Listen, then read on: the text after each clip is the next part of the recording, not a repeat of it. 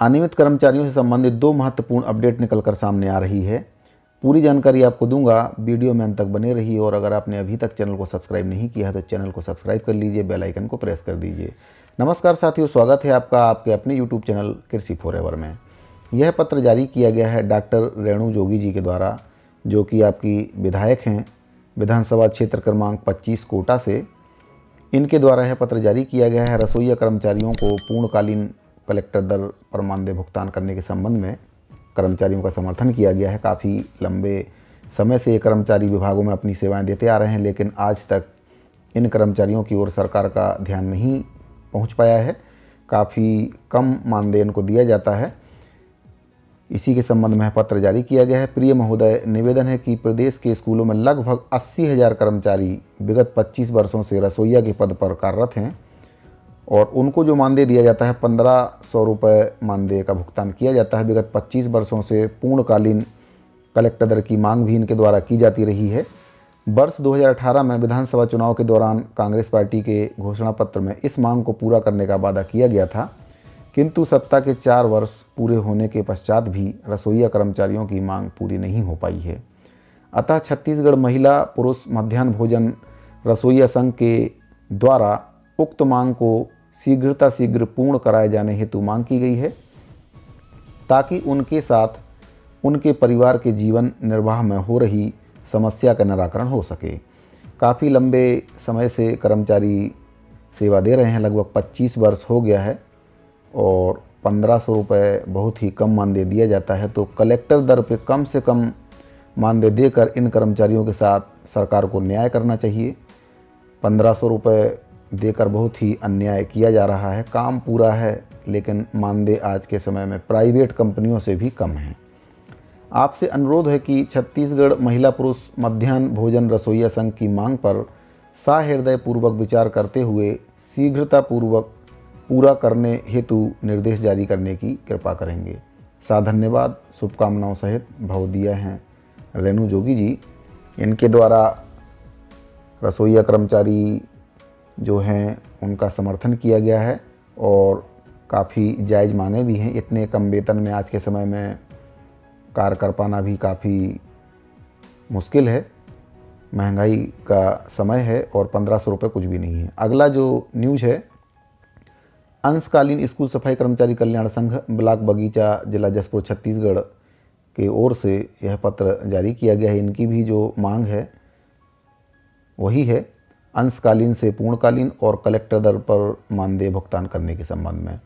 अंशकालीन कर्मचारी जो हैं वह स्कूलों में साफ सफाई का कार्य करते हैं और इनके द्वारा जो मांग की गई है अंशकालीन से पूर्णकालीन, क्योंकि शासन के तरफ से जो आदेश जारी किया गया है कि इन कर्मचारियों से मात्र 2 घंटे ही कार्य लिया जाना है, लेकिन 2 घंटे केवल नाम का रहता है। कर्मचारियों से कार्य पूरा लिया जाता है और अगर 2 घंटे भी लिया जाता है तो इसके बाद ये कर्मचारी कहाँ जाएंगे, इनको और दूसरा कार्य भी ये नहीं कर सकते हैं। तो अंशकालीन की जगह सरकार को चाहिए कि इन कर्मचारियों को पूर्णकालीन किया जाए, कलेक्टर दर पर इनको भुगतान किया जाए। अभी जो इन कर्मचारियों को भुगतान किया जा रहा है 2000 से 2300 रुपये प्रति माह का मानदेय का भुगतान इनको किया जाता है। लगभग 12 वर्षों से कर्मचारी कार्यरत हैं, पूर्णकालीन कलेक्टर दर की मांग कर रहे हैं। 2018 में विधानसभा चुनाव के दौरान कांग्रेस पार्टी के द्वारा घोषणा पत्र में इस मांग को पूरा करने का वादा किया गया था, किंतु 4 साल हो गए हैं सरकार के द्वारा अंशकालीन सफाई कर्मचारियों की तरफ किसी प्रकार का ध्यान नहीं दिया जा रहा है। समय समय पर इन कर्मचारियों के द्वारा हड़ताल भी की गई है, लेकिन उसके बाद भी सरकार के द्वारा इन कर्मचारियों के लिए कुछ विशेष पहल नहीं की गई है। तो 2 घंटे का काम ना देकर पूरा 8 घंटे या जो भी समय निर्धारित है पूर्णकालीन किया जाए और कलेक्टर दर पर कम से कम इनको वेतन दिया जाए, जो कि एक जायज़ मांग है। तो इन कर्मचारियों के द्वारा मांग किया गया है कि छत्तीसगढ़ अंशकालीन स्कूल सफाई कर्मचारी कल्याण संघ के द्वारा मांग किया गया है कि शीघ्र इनकी मांग को पूर्ण कराया जाए और इनके जो परिवार वाले हैं उनका भी जीवन काफ़ी कठिन है, क्योंकि जो परिवार का मुखिया है, जो पैसे कमाता है और जिसके सहारे घर चलता है, तो उनका जीवन सरल हो सके। अंशकालीन से पूर्णकालीन की मांग इनके द्वारा की गई है और इनके द्वारा हड़ताल भी की गई थी, उसके संबंध में भी एक पत्र जारी किया गया था। 1 दिवसीय हड़ताल की गई थी कर्मचारियों के द्वारा। तो माननीय मुख्यमंत्री महोदय जी से निवेदन किया गया है कि अंशकालीन स्कूल सफाई कर्मचारियों को पूर्णकालीन किया जाए, कलेक्टर दर पर वेतन दिया जाए। तो जो हड़ताल की गई थी उसके बारे में भी पत्र जारी किया गया था, उसके बारे में भी आपको बता देता हूँ।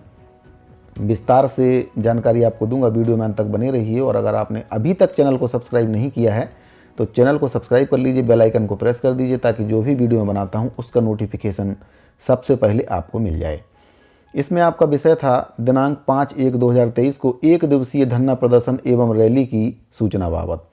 तो कर्मचारी कोई भी हो, किसी भी वर्ग का कर्मचारी हो, हड़ताल कोई भी कर्मचारी नहीं करना चाहते हैं, लेकिन जब सरकारें कर्मचारियों की बात नहीं सुनती हैं, उनकी जो मांग है उसके साथ न्याय नहीं करते हैं, कर्मचारियों के ऊपर अन्याय होता है, अत्याचार होता है, तभी कर्मचारी अपनी मांगों के लिए हड़ताल का रुख करते हैं। कोई भी कर्मचारी हड़ताल पर नहीं जाना चाहता है, लेकिन जब सरकारें बात नहीं सुनती हैं तब हड़ताल पर जाना पड़ता है। तो इस पत्र में महोदय जी उपरोक्त विषय अंतर्गत लेख है कि विधानसभा चुनाव में कांग्रेस पार्टी के घोषणा पत्र में अंशकालीन स्कूल सफाई कर्मचारियों को पूर्णकालीन कलेक्टर दर पर मानदेय देने का वादा किया गया था। 2011 में 1048 रुपये मानदेय मिलता था, अक्टूबर 2022 में बढ़कर 2425 रुपये मिलता है। इतना कम मानदेय में परिवार का पालन पोषण करना मुश्किल हो रहा है। सभी कर्मचारियों को कर्ज लेकर परिवार का पालन पोषण करना पड़ रहा है। 2019 में अनियमित कर्मचारियों के मंच से माननीय मुख्यमंत्री जी के द्वारा वादा किया गया था, यह साल किसानों का है और आने वाला साल जो है कर्मचारियों का होगा।